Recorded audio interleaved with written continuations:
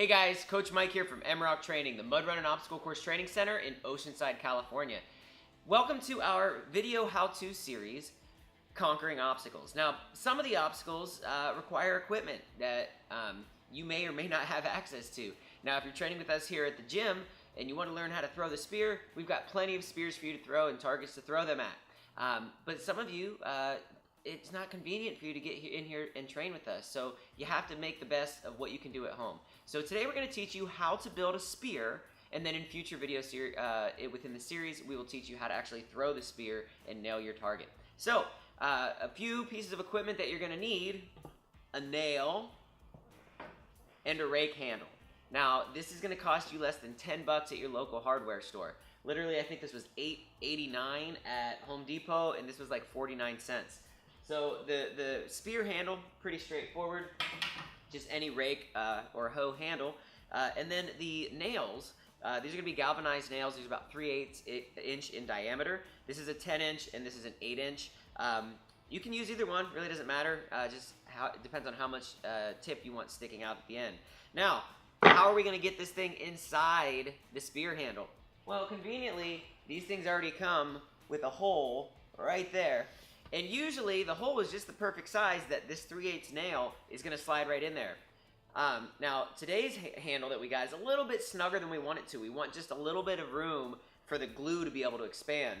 So what we're going to do is we're going to pre-drill this just a little bit. And you know what? That's not a horrible idea anyway, because typically this is a really smooth surface, and you would want to rough this up a little bit anyway so the glue gets a better stick. So we're going to bust out our big powerful power drill. I'm going to go ahead and bore this out just a little bit.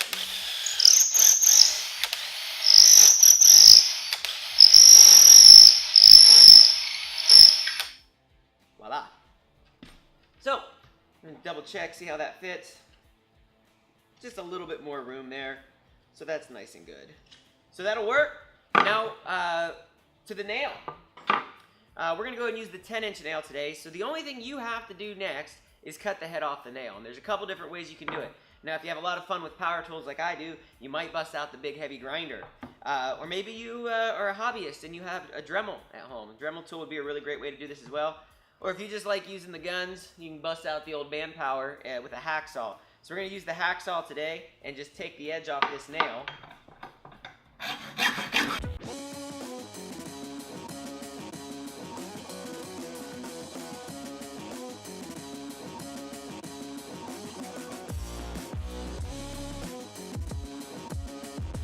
Alright, so we just got the nail head hacked off of here, and that's pretty much it. So all we have to do now is throw some glue on here and stick it in the hole. Now, you can get pretty fancy with this if you want to.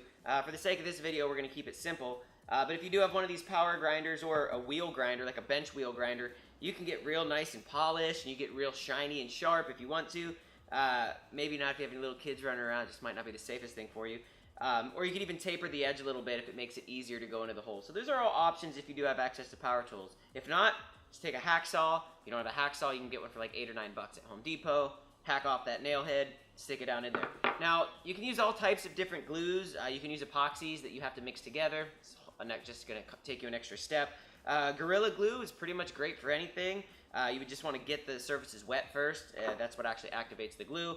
I actually have a tub of some leftover Loctite professional grade heavy duty construction adhesive. So this is what we've been using lately. So this is what I'm going to use. One other tip though I will throw out there. We talked about a little bit with not wanting a super smooth surface if you want the glue to stick. If you want to get really fancy, you can take your Dremel or your grinder and you can rifle the edges of your nail. And basically what I mean is throw some different grooves in there. At some various different places. You're just basically grinding in some grooves, and that's creating some more surface area for the glue to stick so that it's less likely for this to come out. So if you're an overachiever, go ahead and polish your nail, sharpen it, rifle it, and get some super epoxy on there and stick it in, and you're going to have the awesomest spear in the world until the handle breaks, because ultimately that's what's going to happen anyway, if you throw it and practice enough. We're going to put just a little bit on the lower 3 to 4 inches of the nail. Doesn't take very much. Just that one little strip. I'm going to take my spear handle. I'm going to put a little bit in the beginning of the hole, and this will all get pushed down when I start driving my nail in there. Alright, and what I'm actually going to do is I'm going to turn this and screw it into place. And as I do that, it'll get the glue the whole way around, 360 degrees around the nail. Alright, and you have to wait for the air to let out, so there'll be some air pockets. So sometimes you have to go up and down, in and out a few times. It's just a slow process. But you want all of that glue to sink down in there. And remember, it's a tight fit. So there's not a lot of room for the glue. That's why it doesn't take so much glue. But you do want it to be snug.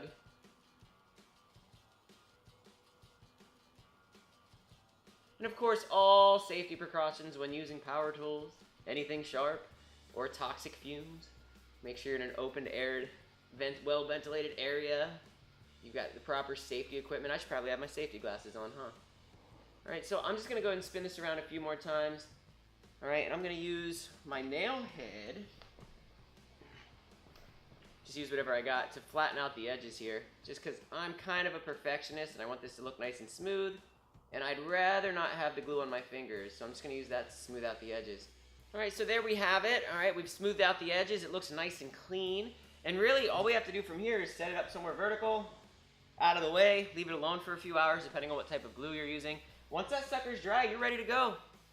Find some hay bales or an embankment somewhere, or some trash cans or some water bottles that you can throw things at where you're not going to impale somebody, and then you'll be ready to go. Now, if you're looking for specific instruction on how to throw this bad boy, I'm going to encourage you to upgrade to the VIP edition of our OCR Survival Guide. You may have noticed that you have an option to download the free version off our website, which is really great content there. But when you upgrade to VIP, you unlock 12 hidden pages full of content, training templates, additional nutrition tips, pre-race tips and strategies, as well as 8 separate videos on how to conquer obstacles. All right, that's a lot of content led by myself, Coach Melanie, and Coach Jason.